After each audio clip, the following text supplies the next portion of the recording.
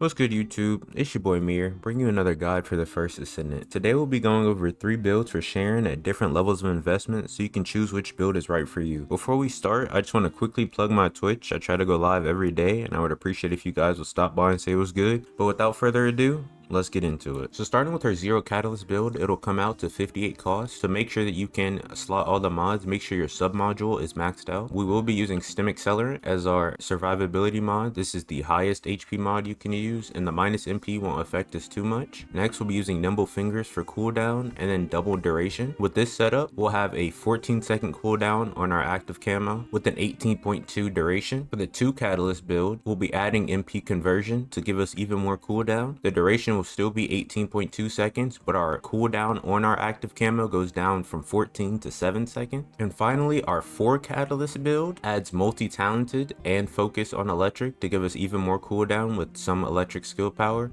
And then multi-talented allows us to reduce our cooldown by 20% whenever we use our active camo, and it also can extend our duration whenever we use our 1 or 4 ability. In the showcase, I'll be showing you how to best utilize this, but with this setup, we have 6.4 second cooldown and an 18.2 second duration. Now, even though it says 6.4, when you use the trick with multi-talented, this goes down to 2.3 seconds, and our duration goes up to 18.8 seconds, which isn't the biggest increase, but it is an increase nonetheless. Now, as far as which build I recommend, I would say go for the 4 cost build if you feel like investing into Sharen that much. This build works way better than the 0 and 2. I believe if you are going to invest into her very minimally, at least go with 2. The cooldown from 14 seconds to 7 seconds is worth it. If you're like me, you don't like investing into non-ultimate descendants, then the 0 cost will do what it gotta do, you know what I'm saying? So you can choose whichever one you want. I want to quickly talk about Overcharged Edge. The reason we're not using this, even though it increases your ambush damage by a lot, is it halves your duration, and I like to get all the hacks done in a single instance. And with this, you have to pop in and out too often, and even with the like 9 seconds and multi-talented, you have to pop this within 5 seconds. You pretty much have to instantly do this on and off after every single one, and I'm just not a fan of doing that. But if you want to run Overcharged Edge, you can. The other mod I would recommend is Release Cutting Force, but the reason I'm not using this is you will have to invest 1 more catalyst. Now, the reason I recommend this one if you do want to invest 1 more time is we'll be spamming our 1 ability to break the orbs that spawn on the 2nd phase of the Outpost boss. Just using this mod will allow you to stay further back and just throw it instead of having to get close to the boss. That is a choice you have if you want to invest 1 more catalyst. But that's it for her builds. I'm gonna just hover over all of them so you can get a quick screenshot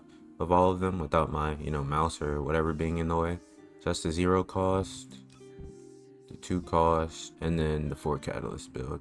So for Sharen's weapon, the weapon we're primarily going to be using is the Piercing Light. I just have the Thunder Cage because almost everyone has an invested Thunder Cage at this point. If you want to see my build, this is what I'm running currently. But you will want a sniper for this build to work efficiently. I decided to go with the Piercing Light because it just has higher base damage than the Afterglow sword with the initial shot. But the build that I'm using on this, you can also use on the Afterglow if you have that invested. So for your substats, you'll want Firearm Attack, crit rate, crit damage, and weak point. You can also get attribute trigger chance, I believe it's called. You can also get that instead of crit damage or crit rate. I would recommend doing it over crit damage, but whichever you get, you get. Now for the low investment sniper build, we'll be using action and reaction with rifling and reinforcement, better insight for higher crit rate, and weak point expansion. The reason we're using better insight instead of like weak point sight is this is just the polarity it came with, so I just went with crit rate instead. The reason we're using weak point expansion instead of strengthened first shot, even though strengthened first shot will give you more damage, as since this is a heavy weapon, I feel like I never had reserve ammo to reload in the first place, so weak point expansion was just way more consistent for me. But strengthened first shot will give you more damage. Now for the main build I'm using, crit damage with crit rate, action and reaction, rifling reinforcement, weak point expansion again, and then we're using weak point sight this time. Also the first build was just 1 catalyst. This one is 1 catalyst with an energy activator, but as long as you have the low investment build, you should be able to solo every outpost boss, regardless if it's a 1-phase boss or a 2-phase boss. So for her reactor, we're going to be using an electric reactor, of course. You'll want a fusion one.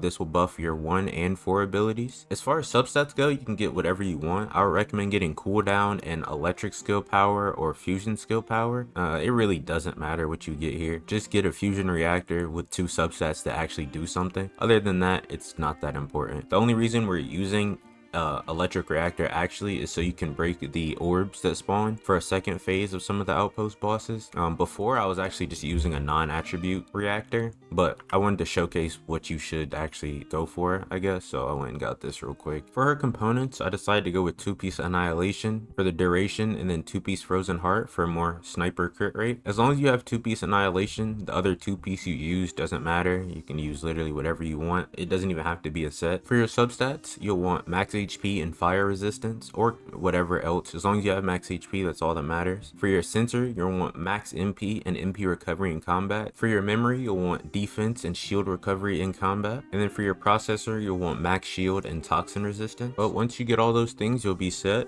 You won't have to invest into your Sharen anymore. She'll be able to solo all the outpost amorphous materials you'll need. My next video will be on Luna. She's actually been super fun. She has 9 catalysts in her. That sounds crazy as fuck, but she has 9 catalysts that I used for her. So that build video should be coming out soon. Sorry it took me so long. There's like so many different ways you can build her. I wanted to make sure that like if you're gonna fully invest into a non-ultimate Descendant, that I made like the perfect build. So look out for that. It should be coming. I'll try to drop it around like Friday or Saturday, so 2-3 days from now. Also quickly, I didn't say this in the video, but as of recording this video, it is August 8th. You can farm the reactor you need for Sharen to get piercing light and whatever else you need, so make sure you go check those out if you need to farm. Next, I'll have the showcase. I'll explain how to use the very last build with multi-talented so you can get like the max benefit of that. But that's pretty much it for me. If you enjoyed the video, leave a comment, like, subscribe. Actually comment down below what videos you want me to do next, if you know you care enough, because I don't really know what to do after I make my Luna video. I was considering making more like gun guides or something, but there's no other character I really want to play or build. So let me know what you guys want to see, and I'll get that out for you guys. But yeah, that's enough stalling for me. I'll catch y'all. Hope y'all have a good rest of your day, and peace. All right, so we got the live comm breakdown for y'all. So, or I'm not playing, but I'm talking. So is it post? Anyways, you're gonna start with using your first ability to get the duration buff from multi-talented, and then you're gonna pop your invincibility or invisibility. Run in, hack your 4 terminals. Make sure you're grappling and rolling so you can move, you know, as fast as possible throughout this. Because the goal is to hack all 4 and get your first shot off on the boss before, you know, your first duration goes away. So you're gonna shoot this. Now, we don't have the buff from multi-talented, so our cooldown would be 6 seconds here. I don't know why I did that. You don't need to do that. I actually kind of messed up by doing that, because now I have the duration multi-talented buff, which isn't what you want. You want the cooldown one. So again, popping your C will give you a 20% cooldown reduction for 5 seconds. So what you're gonna do here is when the boss is in his second phase, you're gonna go invisible, pop your first ability, and then once you pop your first ability, your C should be coming back pretty fast. So just make sure you press your C, and then within 5 seconds use your Q to break one of the orbs, or 2 of the orbs if you can hit multiple. And you're just going to keep repeating this process. Now here, because I messed up and did the duration buff instead of the cooldown one, I didn't get it back as fast, but as you can see, I got it back.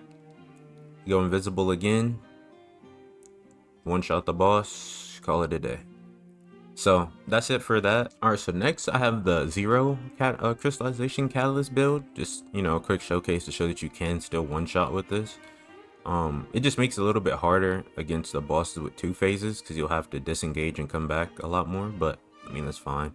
You can still solo it. So here, one shot, and this is also the low investment sniper build with the 0 investment catalyst build. So as you can see, both of them can one shot the bosses. So I think that's it for me. Hope y'all enjoyed the video, and I know I said this earlier, but peace.